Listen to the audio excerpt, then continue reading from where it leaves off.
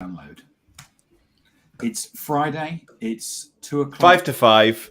It's 2:00 on UK time in the afternoon, and we're going to take you through some of the things that we found interesting or funny over the last week, and we hopefully will get you to engage. You'll discuss things with us, leave your comments, and hopefully at the end of the day, you'll actually learn something as much as we do. Wow. Exactly. So, what we should we do some introductions? Do you want to go first, Eric? Hi, everyone. I'm Eric from Crux, and we are partnered with DLA Ignite and all of this crazy gang here. Hey, there's Lorena. I am. Hi, how are you? Hi. I am. Introduce yourself. Are we already online? We are. Okay. Hey. Good morning to everybody. I'm ready Good for my morning. close-up, Mr. DeMille. Yeah. Good morning. Where's Good Nick? morning. Yeah. So I'm Linwood Ross. I'm the founder and CEO of Accelerate, and we are partnered with DLA Ignite. So happy to be here this morning. Great to see all of you.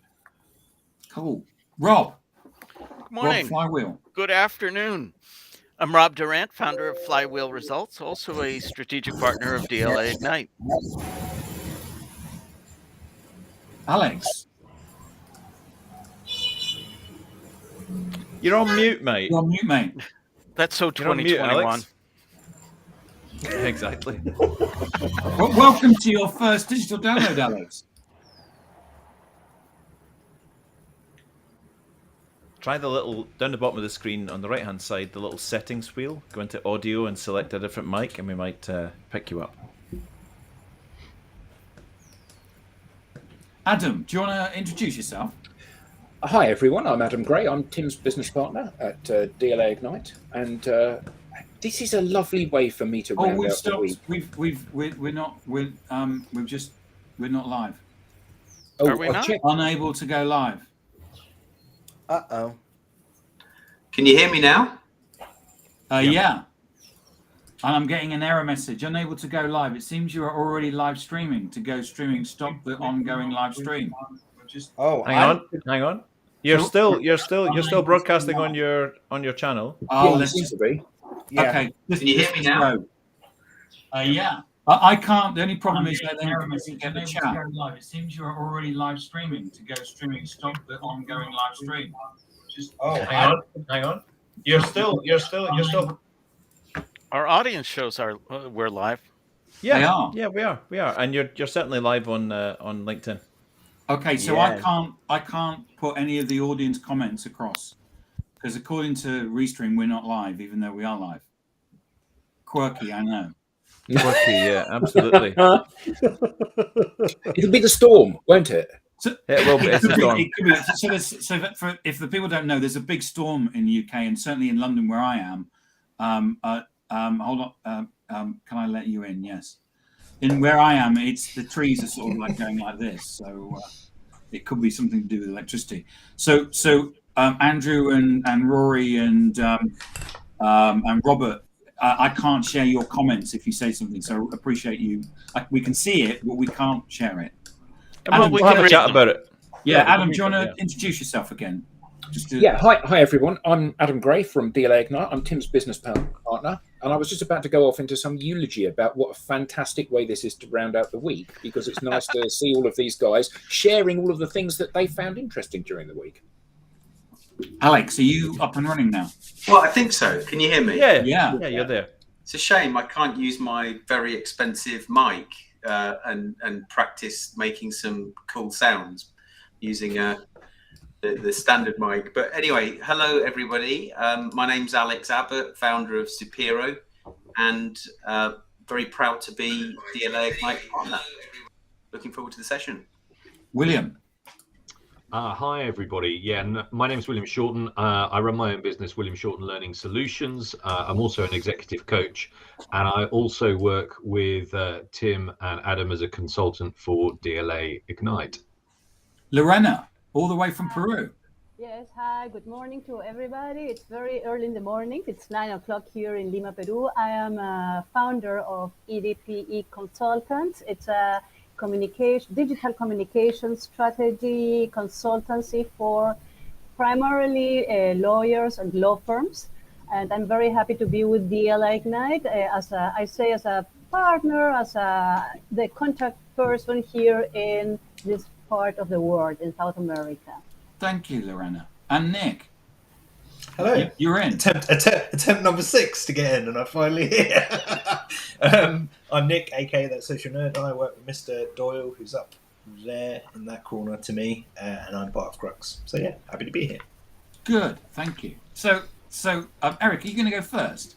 Yeah, if that's okay.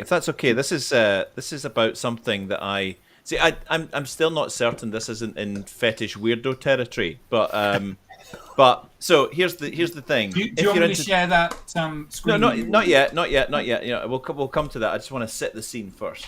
So so if you're into TikTok in a big way, which I am, I love TikTok. I think it's fantastic, and you know, probably one of the most, from a leisure perspective, one of the most visited and used social media sites that I use. I love it. I find it incredibly insightful, and I've bought loads of things that I've seen on TikTok. I've made loads of dishes that I've seen on TikTok. But I have to say, in my feed recently, I've noticed that there's a bit of a phenomenon happening. So I thought this was a new thing. It's not that new. It's relatively new. But in my feed, there's lots of people with very expensive microphones doing this. And I didn't get it, doing things like this. Hello.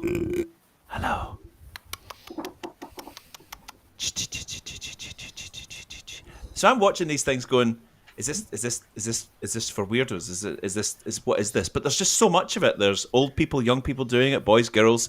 The phenomenon now is that you've got 2 mics on different channels and they go between them. So you have to have your headphones on, don't you? So yeah, I think so. Eric.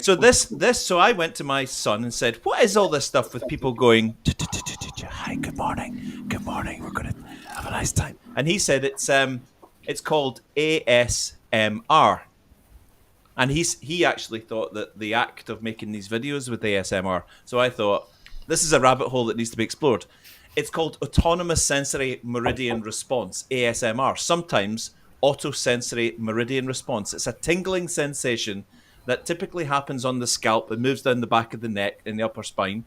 A pleasant form of paresthesia that comes from this sort of low-grade euphoria that's stimulated by these kinds of sounds. Now, actually, these sounds occur in lots of different facets of our lives. But actually, since I've started researching this, I now notice it in adverts. I now notice it in music.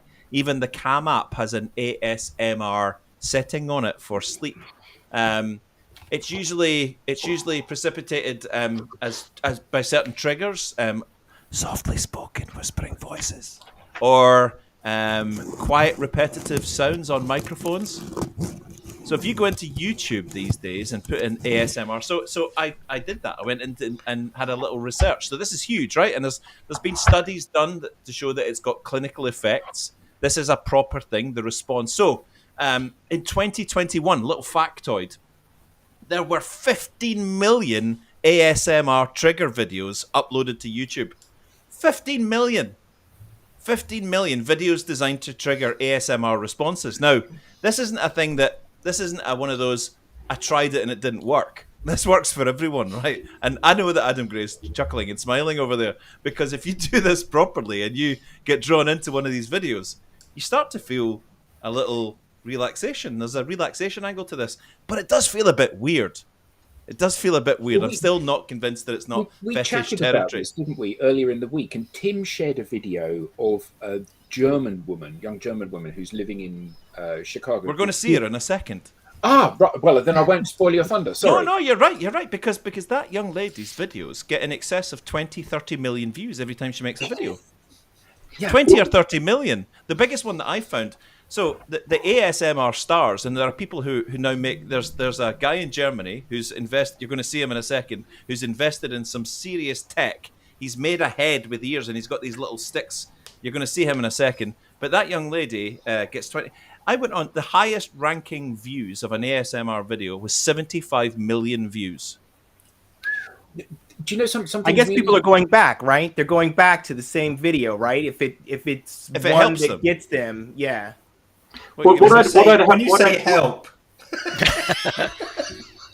what I'd say, I mean, what you've described. I mean, I do meditation on a kind of daily basis, as I've shared with you before, and I actually find that I get that when I'm meditating. Right. So it's almost, you get this really weird feeling going along in the top of your brain, and it's almost like the kind of neurons feel as if they're kind of connecting. But ironically, that's in kind of silence or with very little speaking, and it's just being in that moment, which kind of I find triggers that. So what we're about to see is some of the biggest artists that do this. Some of these videos might be 2 years old. There is a huge amount of money being made in this. There are now ASMR. They call themselves ASM artists. Yeah, they're making a fortune. 20 million views, 30, 40, 60 million views, 70 million views on YouTube. Tim, do you want to? Shall we have a little session? It feels a bit weird. I have to say, I'm not sure. So Tim, if you choose the other, click on that, you'll be able to put it on the main screen, on the bottom. Right. So listen.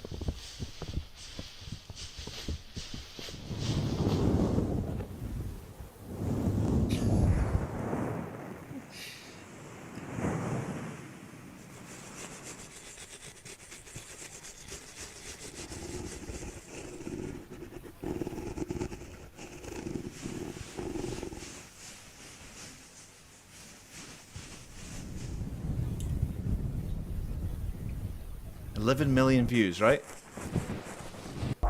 Check this guy. Welcome back to our cozy little trigger lab. It's ASMR. Zeitgeist. My name is GB. Welcome to my channel. 23 million views. Tonight is a combination of a few of my favorite things. Tapping. Scratching. A bit of rambling. Kenny L. Lewis. Yeah.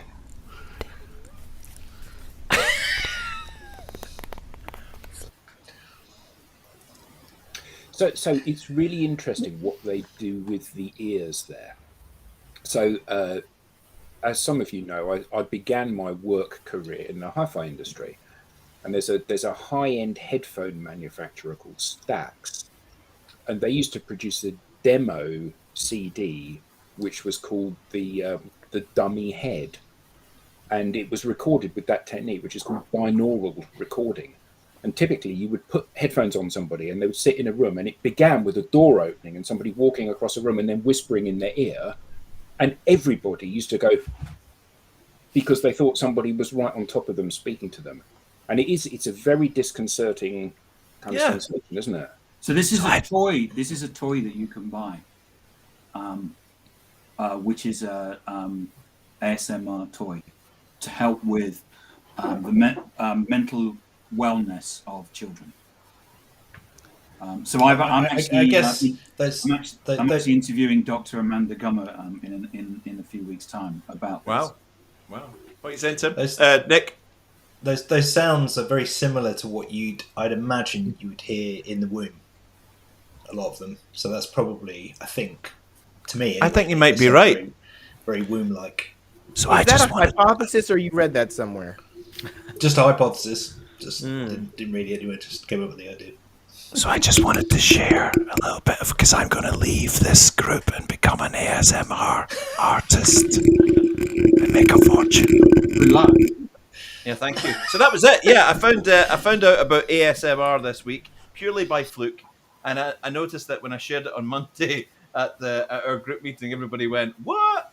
and went away and checked out YouTube and stuff like that. And it's a thing. It's a huge thing. It's massive, and it's a little subculture that clearly, as Lenwood rightly said, people find channels and ASMR artists that they like, and they go back, and these people are making a fortune just by rubbing brushes on microphones. I think you see it a lot, or you hear it a lot on the the kind of Sainsbury's adverts as well, where they do like kind of close-ups of food and stuff and things cracking. And Yes, there's a lot of ASMR in that. Absolutely. Marks and Spencer's do it, and I noticed today, Marks it and caught me Spencer's. today because I'm aware of it. I walked past the TV when there was an advert on for crisps, and the guy was just slowly munching crisps. And I was like, I feel a little ASMR response to that. Or is it that I just want a packet of pickled onion? Could be that. Could be that. Could be that. Could be that. So for people making the comments, just to say that we have a technical issue, and I can't bring the comments. So please keep bringing the comments and making them. But I just can't bring them up down the bottom. I reckon Mike O'Connor from SPN knew all about this ASMR stuff. Absolutely. So there was a comment from Kenyon Lewis about you, Nick. I don't think you saw it. Yes, I did. You I did. chuckled Oh, you to just keep it myself. quiet, were you? He said that you look like the guy off the wrestling commentary or something. It looks like Big Show. Let me just pull up Big Show, everyone. We lost somebody. Adam. Yeah, Power. He said he was going to be stormbound. So thanks for dropping by, Mike. Are you looking for something, Eric? I'm looking he's looking for Big Show. All right. Oh, you do look like Big Show. You look just like him. I just need the spandex. Leotard, yeah. You need a more menacing look, though. You're smiling. Big Show doesn't look like he smiles too much. Yeah, I smile and I laugh way too much to be a pro wrestler, unfortunately. He's paving the way for his movie career. Yeah. Who wants to share their content next? How do you follow that? If It's you just about can- wrestling. We're not doing wrestling again, Nick. Please. it's not wrestling. I've put it in the private chat. You can bring it up. It is a video, and there will be sound. Hopefully, it should. Oh, you play. want me to share it? Yes, please, because I've got no capability to do that inside Safari because Restream. But yeah, if you can share it. So it's you got the link. Is it working? This one. Yep, that's the one. If we can get the sound on. So this is by Rob Mayhew, and he's head of influence at Fleischmann Hillard. Yeah, do you want the He sound does. on? Yes, please. Yeah, he does a load of skits about agency life. His stuff is just hilarious. If you can get it full screen and get the sound on, that would be cool. I don't think it's playing. It's playing, yeah. Looking forward to the weekend. Or it is playing. It's not playing on our screen though that we're watching. Ooh. Let me see. Do you still do Krav Maga? Do you think you could beat Joe Rogan? How are you, Sophie?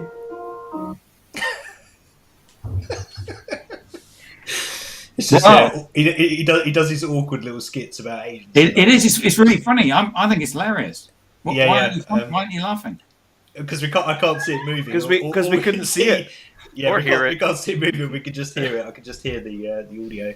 But his stuff is hilarious. He just does these little skits about agency life, and I find it interesting that someone as big as Fleischmann Hillard is now, they have effectively an in-house influencer that's producing content on the platform to get their name out Head there, of which is, influence and TikTok creator. So he actually Interesting. works. Yeah, very Yeah. interesting, Yeah. right? Very Yeah. interesting. Yeah. Head of influence. Yep. Interesting stuff. Yes, agencies have finally cottoned on to the fact that they need to be influencing people, which is, Let's not even get into that. Yeah.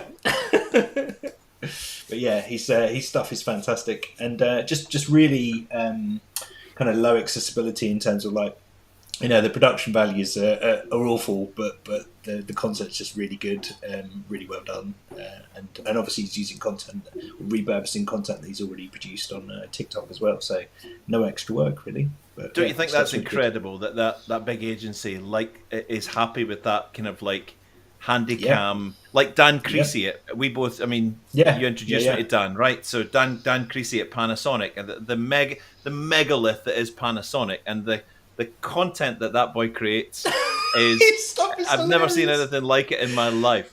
My favourite one is the one where he falls over and accidentally produces a video, and as the phone's flying up in the air, it's just his stuff is so fun. But there's so the giant sort of corporate machine that is Panasonic, and is he head of marketing for Toughbook, right? Yeah, for Toughbook, yeah. And he creates content that's over on the sort of fringe festival scale of norm. He's so far away from normal content. It's bizarre, it's challenging, and he doesn't give a monkeys if people are jumping all over it or not, because he wants to produce his own kind of art. He just loves, he just loves doing it, and you can tell there's love in every single frame of the stuff that he does. It's just 100%, 100%, love it. It's actually really it's really remarkable, the ASMR stuff and what you're talking about with this guy is how there's just, with social media, with what's going on with digital in the world, like there is a community for everything. I mean, yes. It seems to be working now, Tim. If you can. Yeah, I've got it. Yeah, I think I've sussed it. Yeah, I don't know. I don't know. Can you hear it? You can hear it and see it. Yeah. Can you make it full screen? Yeah. Looking forward to the weekend. John, you're the only person I know that still drinks Red Bull. Do you still do Krav Maga? You could beat Joe Rogan. How are you, Sophie? How are you getting on with the coffee break? Does it make sense? They're just thought starters from me and the client, and it's completely up to you. But whilst I'm here, do you know how long you'll be? 2 hours. Yeah. I'll put something in the diary and then we can. Great.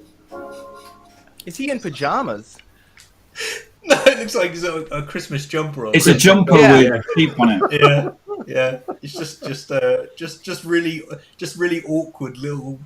They're just beautiful little moments in time. I like that. Yeah, just really some thought starters from me. But just while I'm here, how long are you going to be with that? Brilliant. Just on saying that, I feel Sophie's pain, who he's talking to, because I happen to work with Nick, who, if Nick says on a call, "Can I have that today, please?" within 8 minutes of that call, you'll have 3 texts saying, "How you getting on with that? How you getting on with that? How you getting on with that? How you getting on with that? Is it done yet? Is it done yet? Is it done yet? Is it done yet? I'm just in the bathroom, Nick. If that's okay, I'll catch you later. You're not allowed toilet breaks. Do it faster, Doyle. Faster and better. You said as soon as you could. Yeah. Who's going next? I'm happy to share. Okay. Are you're normally okay doing the sharing yourself, aren't you, Rob? It's gone well so far. Let's try. Yeah. So the last 2 weeks, you've got a round of applause at the end of your thing, haven't you? So I've really set myself up. I don't know that this will equate, but I wanted to share a post from Andy Paul. Andy often talks about sales and sales enablement. In this post, Andy shares some information from a HubSpot poll. Apparently, the HubSpot poll states only 3% of people consider salespeople to be trustworthy. On the other hand, 49% trust doctors, 12% trust accountants, 10% trust professional musicians. Although why they're even on the poll is curious to me, but he concludes with, "We can do better." But like most content, the real conversation takes place in the comments. Comments range from the snarky, more than one commenter asked where the lawyers and politicians ranked. To be honest, that was exactly where my mind went at first as well. There were more motivational, "we can do better" sentiments. There were the "not me" comments. "Here's how I build trust." And of course, there were the defensive posts. "Blame it on leadership. The competitive nature of sales established," according to one commentator, in the 1980s.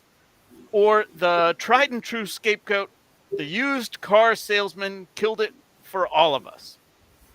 No doubt the truth is somewhere in between. But my question is this, and Tim, I'm sure you know the answer to this off of the top of your head, as well as many, if not all, of those on this panel. What's the typical response rate for cold outreach? Insert curious emoji.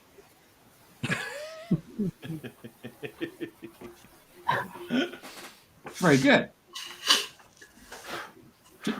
Come on, come on, a round of applause for that. Come on. Yeah, big time. Outstanding.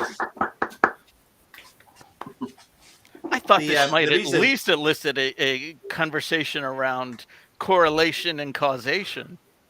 Well, you wondered why lawyers and politicians didn't appear on the poll. It's because the poll was about trustworthiness.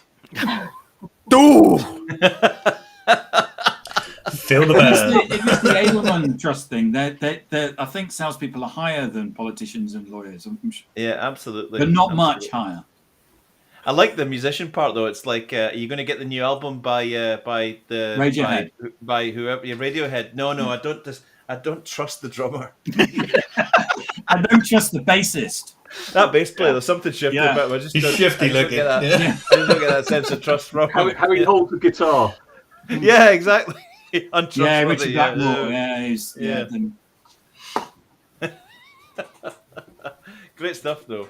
But again, plays into the whole if only, I don't know how many were in the survey. We don't know the metrics and the maths, but 3% of people are saying in a survey that they only 3% were saying they trusted salespeople. Then there's a massive opportunity to become a trusted salesperson. If you flip these things around their head and say, I once wrote a fact in a study which said that it was something like, and it just made me put my head in my hands. 70% of clients said that their suppliers' marketing teams provided relevant information. So I built a blog around that, and this cold calling outreach person came back and went, but that means there's 30% left that we can still attack. There's 1%. We can go after it. It's totally okay. Get after it. Come on. I've just noticed. Typical sales. The glass is well and truly half There's full. 30% left, boys. We can ring it out.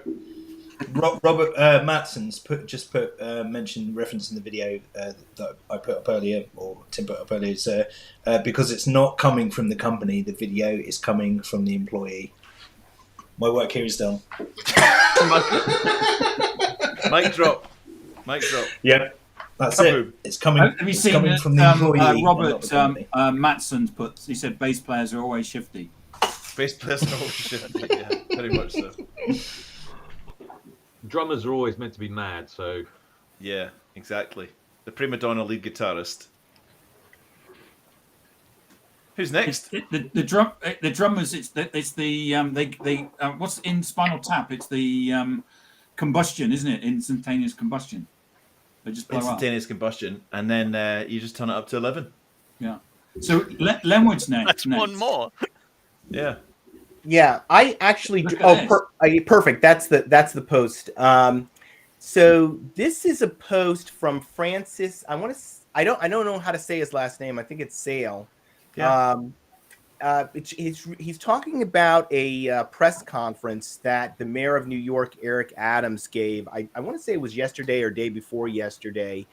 And in the press conference, the mayor said that CEOs need to, over the next couple of weeks, in their work from home policies and bring their people back into work. And I wanted to raise this issue because I think it really reflects the magnitude of impact of the pandemic and how perspectives on it have still, I don't think, caught up with reality. The pandemic was a once in a generation kind of event, and God willing, it's really changed. It's really changed everything, and it's a ripple effect right through the economy. And the mayor's, I really feel for the mayor here because he's looking at businesses that have been shuttered in New York for now 2 years. All those small business people. He's looking at tax revenue down. in New York. How are they going to keep the subway going with so few people running the subway? But the reality is that these CEOs they're not in control of. I mean, it seems like they're in control or that they can control work from home. But I saw a statistic that 60% of people are working from home, not because of a policy, because they can. They can work from home. It's a voluntary thing. So and there's there's other statistics about the increase in productivity. Statistics that I've shown from the I believe it's University of Chicago, and it's the University of Chicago that says that the productivity gains during the pandemic are real. Those gains came from ending the work commute. So people not having to travel, sometimes an hour and a half both ways, that resulted in real productivity gains because they turned that hour or hour and a half or 2 hours into, I'm doing work for the company, right? Yeah. So, I just wanted to raise this. I had, I got some other interesting statistics from some of my folks in the real estate industry. 36% of large enterprises say that flex space, like co-working space, is going to be a big part of their go-forward strategy. Okay. In most big cities, the large enterprises make up 30 to 50% of the commercial real estate market. Okay. In the largest co-working market, which is London, co-working facilities only make up 6% of the market. So that is a huge transition for the real estate industry. Massive.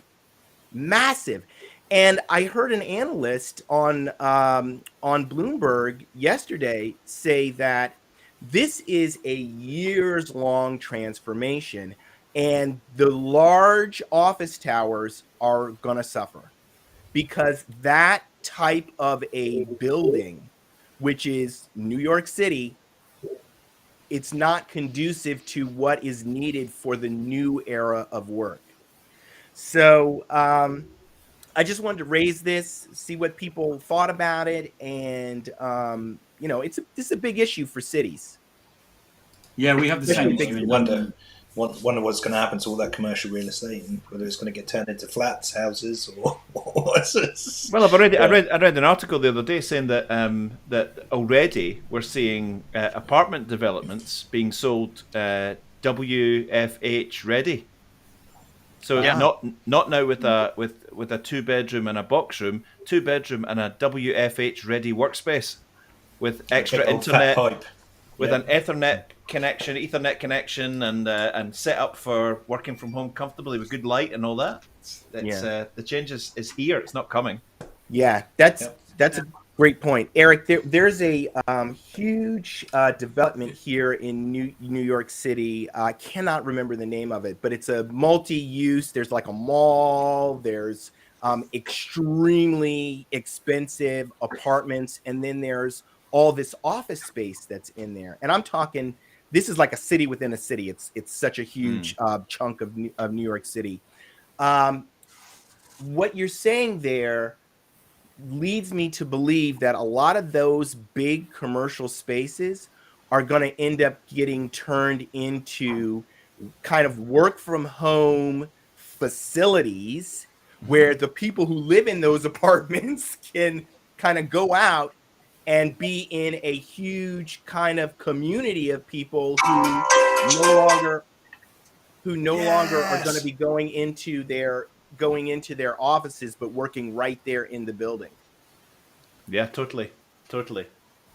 I came across something in the Harvard Business publication about 2 or 3 weeks ago that was talking about this, saying about 30% of the workforce is never going to be returning to an office, but companies were only going to reduce their real estate assets by like 1 to 3%. I just tried a quick search for that article now. I can't find it. But I found that fascinating as well.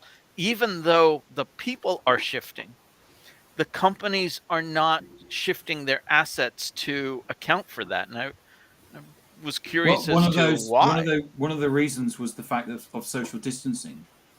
Yeah.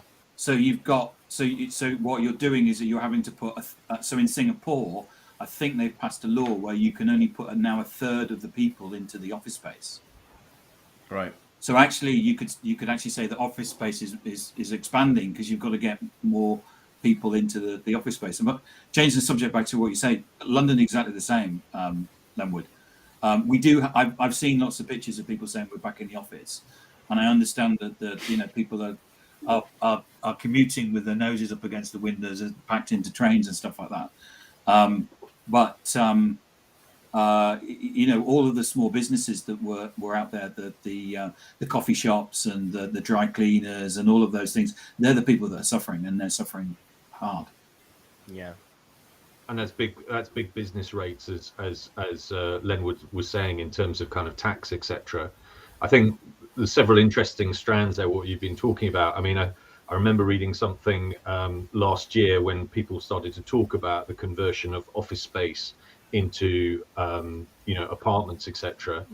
The building standards between office space and accommodation, living space are different, and the setup in terms of kind of ventilation and glass, etc., is different. So there may be something in terms of how they make that switch across, because it's not just we take this space and then we convert it. There's a lot of kind of work that you have to do around the insulation and a whole load of other business regs, which, given some of the situations they've had in London with problems with buildings, one would imagine that they're being more careful about than they have done in the past. I think the other interesting thing is that kind of when things started to first go back to normal, inverted commas, last summer, I remember talking to some business colleagues of mine, and they were saying, we're finding it really difficult to get people to want to go back into the office because the genie is out of the bottle, and they've seen how much they enjoy working from home now. So I think as you get with with a big seismic event like this, I mean, I really dislike the title The Great Resignation, because I don't think it's as kind of simple as that. But I mean, what we're seeing is a big realignment of work-life balance, people's views on what work means for them, where they want to work, and then the knock-on effect of organizations being able to manage that. And I think organizations have been kind of behind the curveball here, because it's really difficult for them to kind of catch up. All these things have kind of happened, and they're still at that stage where they're kind of trying to process it through and work out, well, what does this mean for us, and then how can we try to get ahead of what's going on. And I think this kind of realignment, readjustment is going to go on for probably another 12, 18 months, something like that. Big time. Cool. Thanks, Lenwood. I think it's one of those subjects I think it's going to run and run.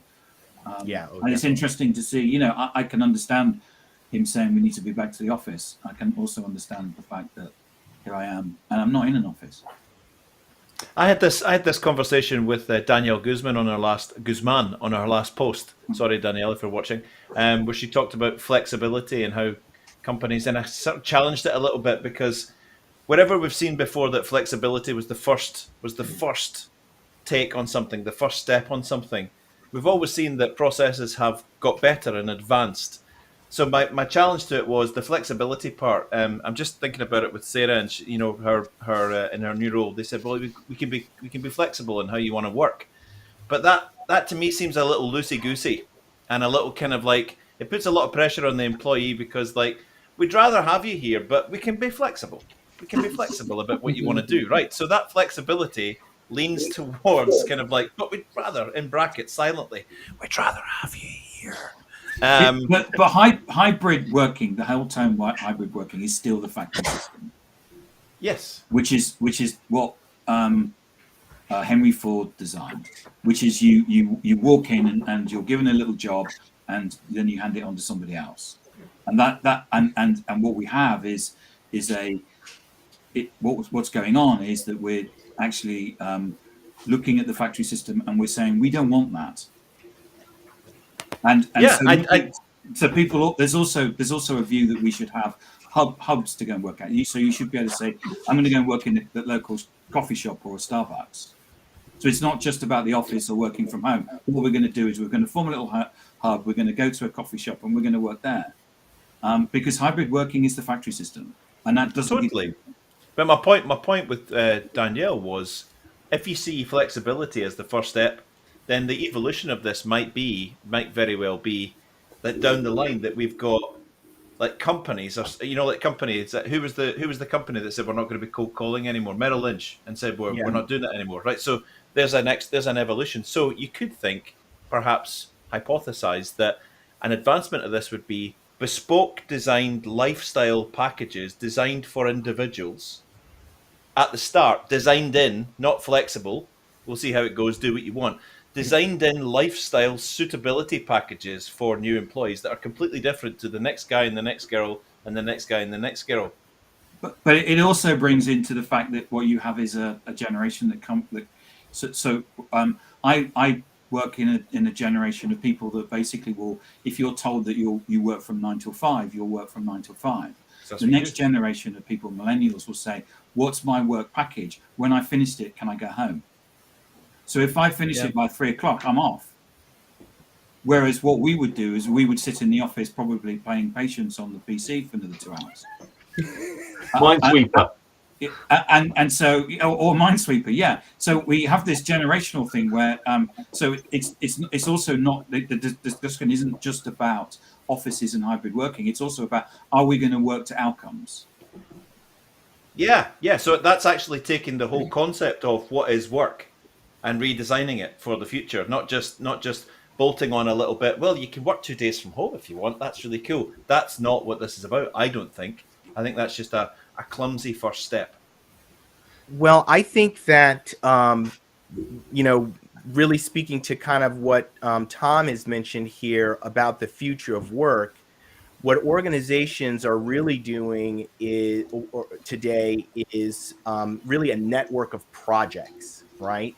And so what most likely human resources departments are going to end up doing is aligning both virtual and physical experiences for projects. So it will be much more intentional than it has been. The office, the approach has been, okay, we're going to design an office to create, serendipitous encounters and hope some good things come of that the people in the organization meet and talk, have all kinds of ideas, that kind of thing.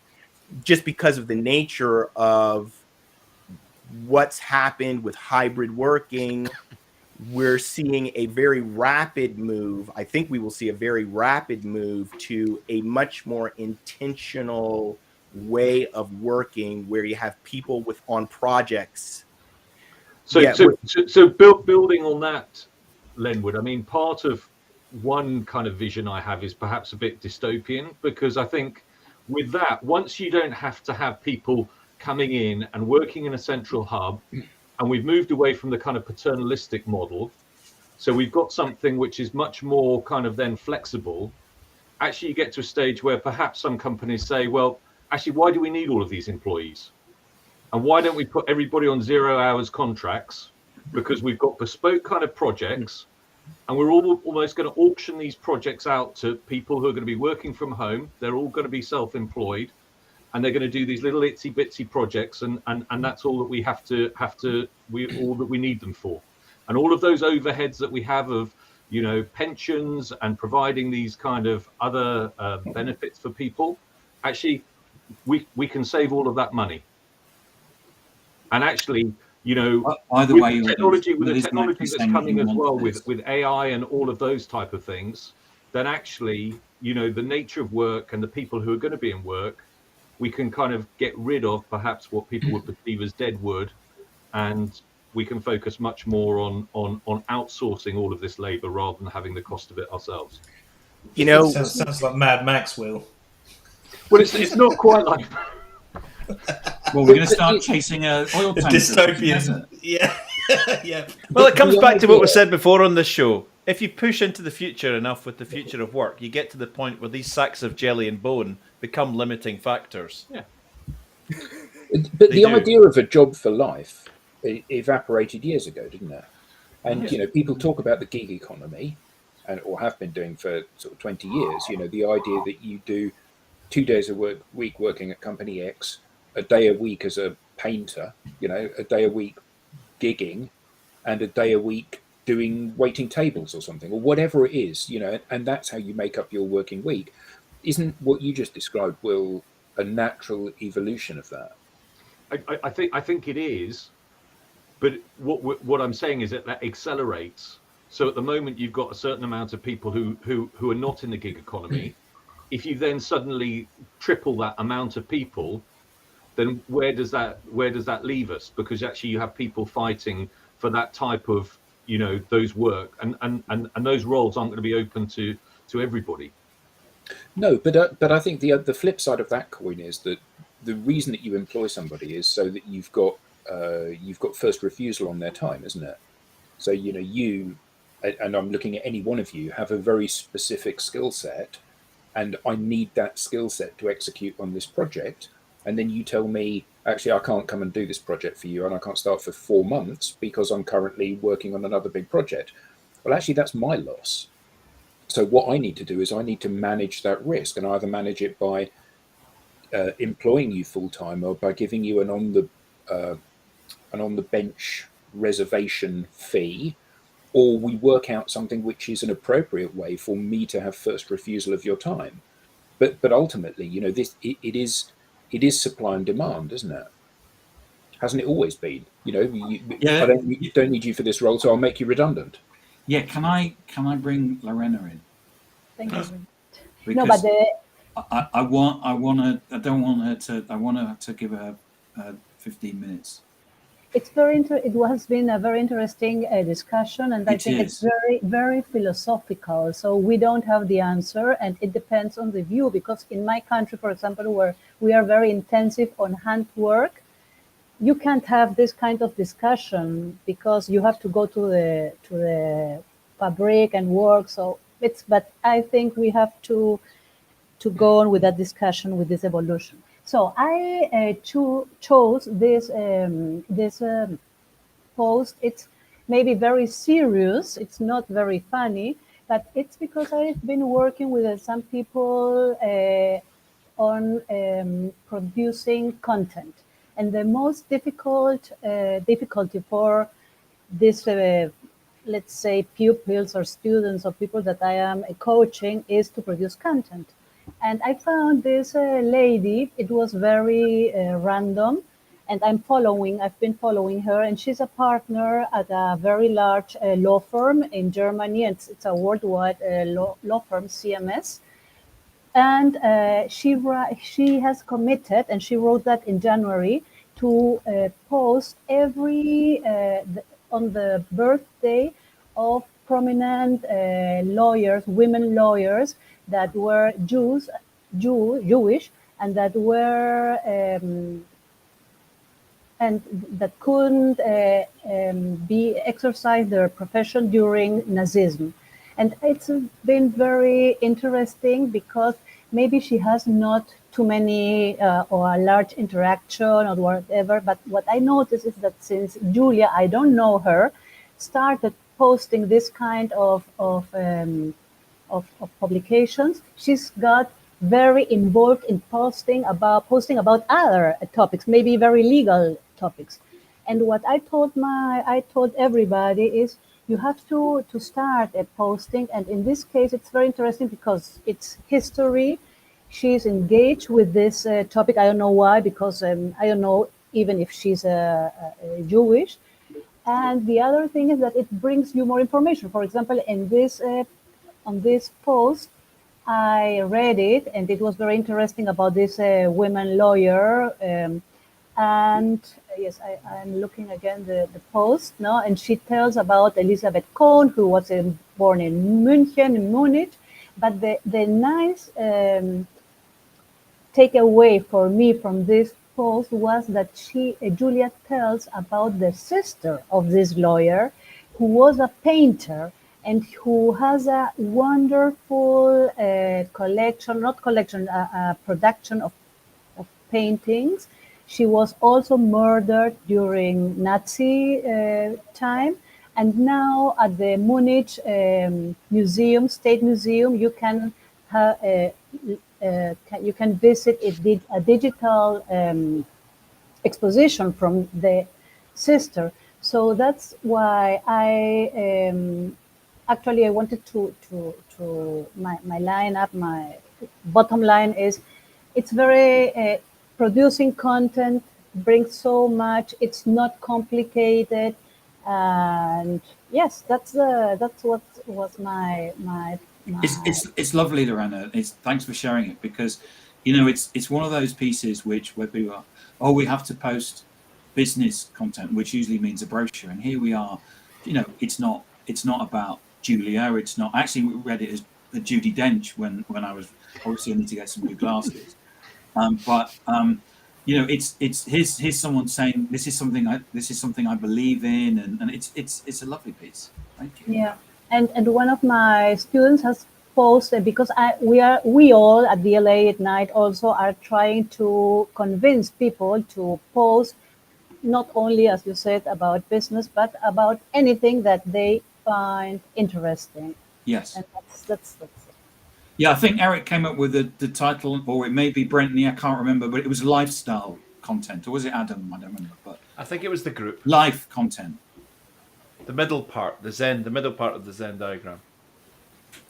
Yeah, I think it's a great point. I hadn't really thought that much about it, but I will likely use it in my next group, which is this idea of, as a gateway to getting people more engaged, getting a person who wants to be engaged on LinkedIn to overcome maybe some anxiety, right, about content, to share something that they're passionate about, and use that as a way to get comfortable. And I think what people will find is, when you're sharing something from your heart, that's going to resonate with other people, that topic touch from a heart to heart way, and that will help you build a community, and then you can go on from there. And I love it as an approach, and I definitely am going to use it in my next group.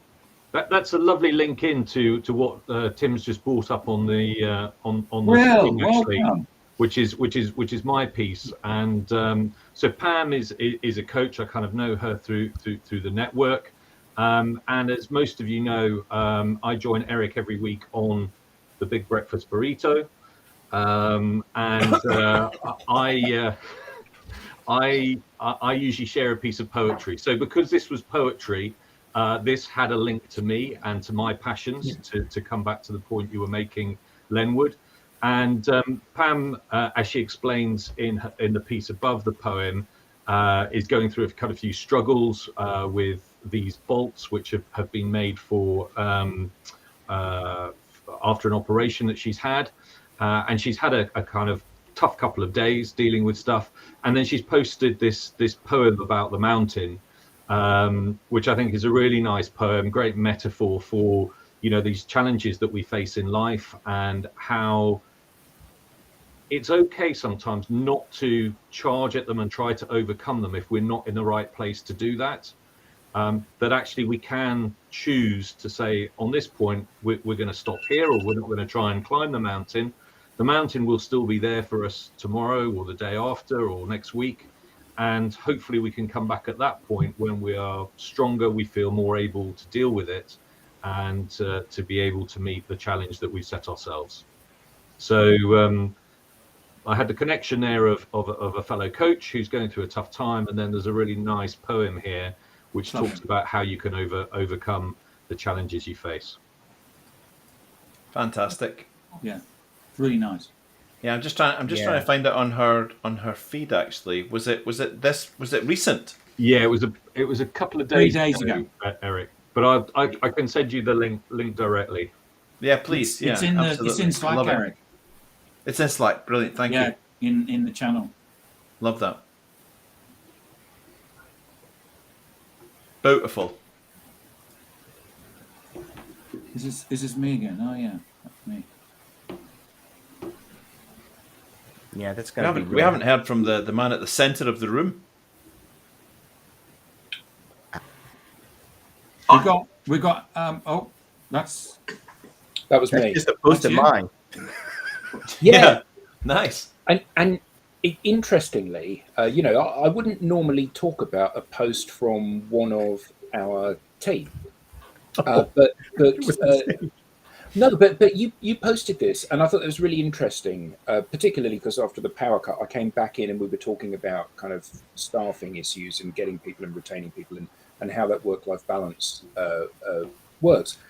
And there was the bit that you spoke about here about when polled, most people would rather have fun.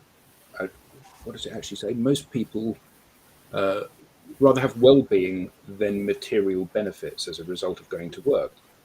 And it's really interesting for me because we engage with a large number of clients, and often projects that are due to start don't start when they're supposed to start, because large numbers of staff or people that are due to be on programs leave, and they recruit new people, and then some of the other people leave or the new people leave, and even when you get a full complement to begin a program, because obviously everybody on this webinar knows this, but people in the audience maybe don't.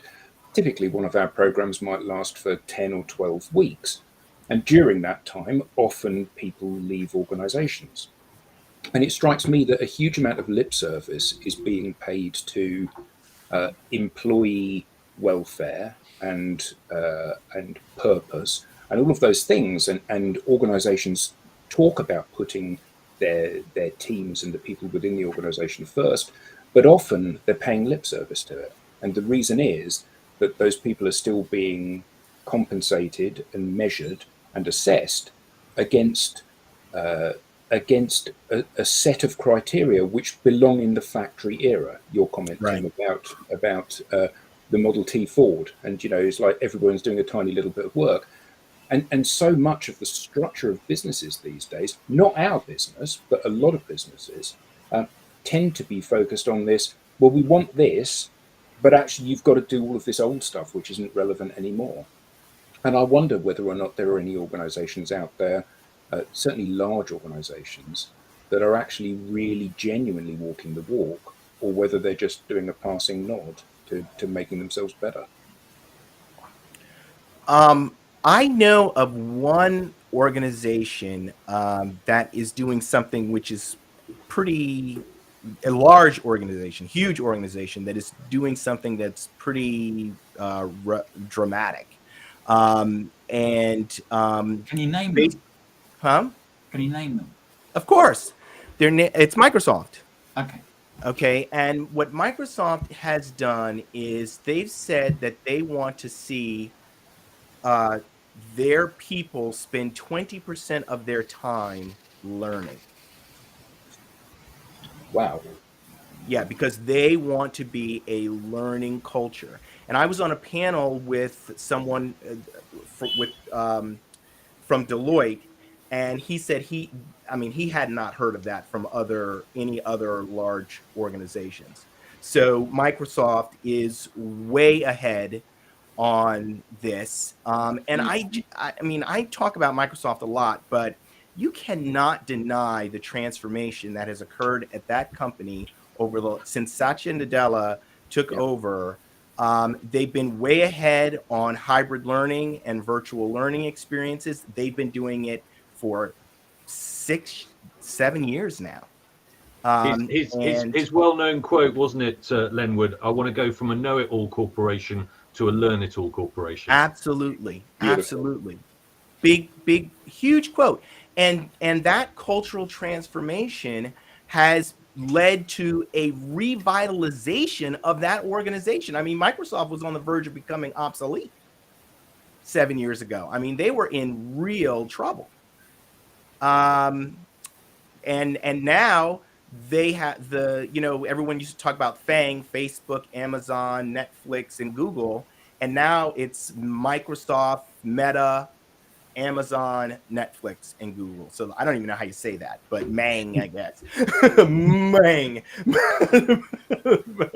But yeah, so that they're the only huge organization that I know of that's really done something that's pretty dramatic.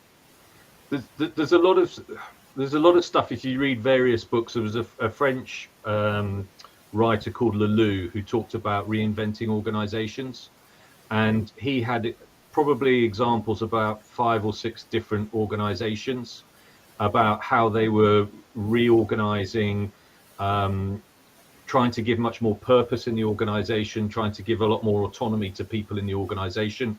Tim also very kindly last year sent me a book about Rehumanizing the Workplace, which also again highlighted about 6 organizations which are doing this.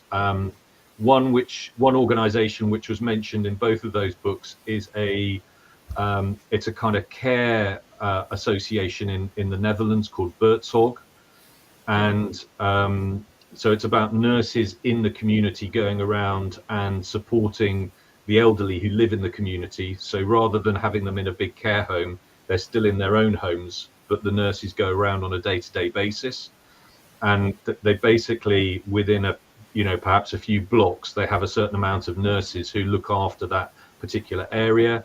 And they've given them a complete autonomy about how they go about that, what kind of shifts they work, how they organize themselves as a group. So there are things out there. Gore-Tex is an organization that sometimes gets quoted in terms of how it manages its people. Funnily enough, I spoke to a manager who's moved into another organization who used to work for Gore-Tex, and he said, it was, up to a certain extent, it was great kind of working there because there was a certain amount of freedom, but also that kind of freedom did work against people at certain times, and it got a bit kind of disorganized and a bit messy. And he said that kind of aspect got quite tiring of working there.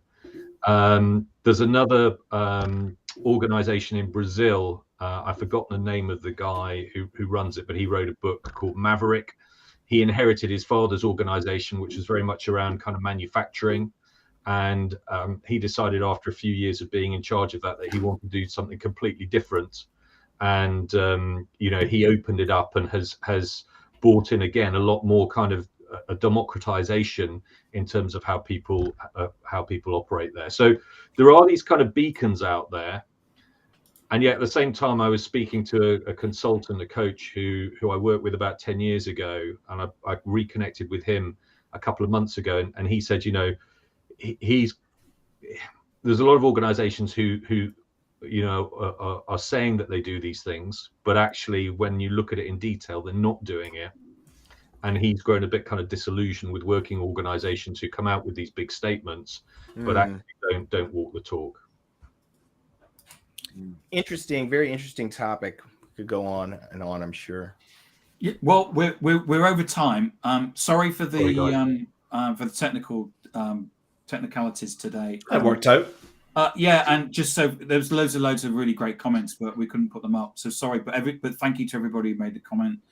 Thank you to Eric, Lenwood, Rob, William, Lorena, Nick, Adam, and Alex, who's gone. And thank you. And it was Alex's first time as well. So hopefully we'll see him next week. Hopefully he hasn't run off. And you'll be back. And no, I have no idea what I'm going to do now, because if I press a button, we go live, and we're live. So we'll just leave. We'll quietly go out the door and shut it. And shut the door. Yeah. Well, do me a favor and reset the chat. Yeah. So let's do what you were. So I've sent you a link. So what happens is that opens a tab. Yes. Yeah. So if I click the reset on the tab, not on the show, on that chat tab. Yeah. Right. So it should have gone blank to blank screen. Yeah. And now see if you can pull any of the conversation over on the show. No. No, it's not worked. Anyway. I'm going to try resetting this anyway. No. Don't do it. That'll Well, we're going to switch it off anyway, aren't we? Yeah, you are. Yeah. Cheerio, guys. Have a great weekend. Goodbye. All right. See you. Nice weekend. And Bye he's bye. Cheers, Bye. everyone. Gone. Take care. Bye bye. Bye.